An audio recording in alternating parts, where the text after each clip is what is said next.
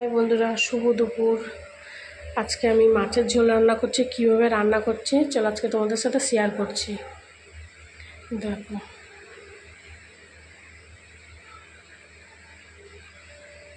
এখানে তেল গরম করে নিচ্ছি,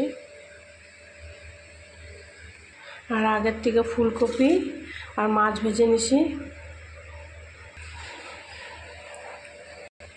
তেল গরম হয়েছে, আমি জিরা সম্বার দিয়ে দিলাম।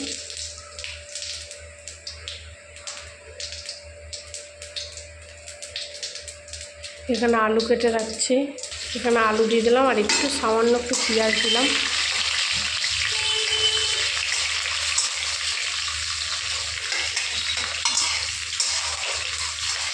এটা একটু লাল লাল করে ভাজবো। আমার আলু ভাজা হয়ে গেছে। এখন মশলাটা দিব। এই যে মশলা, এখানটায় আদা জিরা আর লঙ্কা বেটে রাখছি, এটাই এখন দিব।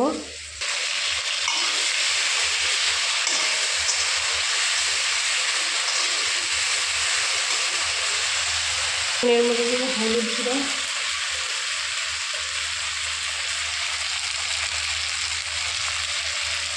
এরকম বন্ধুরা আমি এখন মশলা কষাচ্ছি।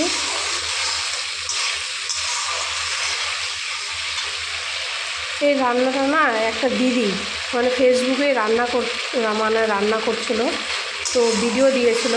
তো ওই দিদিটারই রেসিপি দেখে তো আমি রান্না করছি, দেখি আজকে কীরকম হচ্ছে। এই দিদিটা এইভাবে রান্না করছিল, একটা ফেসবুকেরই দিদি, দেখি কীরকম হচ্ছে রান্নাটা। আর রান্না করতে করতে কে এইভাবে গ্যাস মুছো অবশ্য আমাকে বলবা। আমি এইভাবে গ্যাস মুছতে থাকি, রান্না করি আর এইভাবে গ্যাস মুছি সমানে।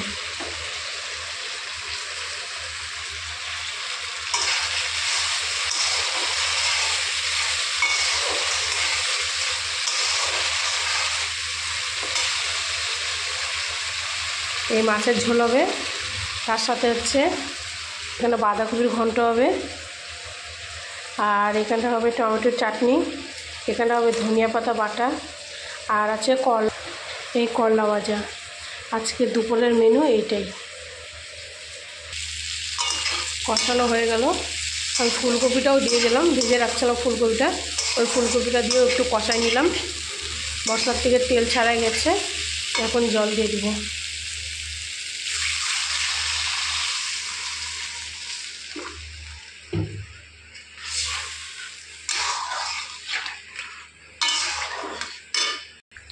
দেখো বন্ধুরা, আমার মাছের ঝোল কমপ্লিট। জাস্ট একটু ধনিয়া পাতা দিব।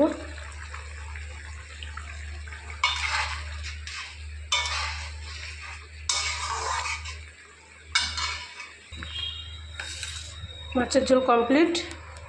এই দেখো কেমন হয়েছে অবশ্যই বলো। টাটা বন্ধুরা, বাই বাই।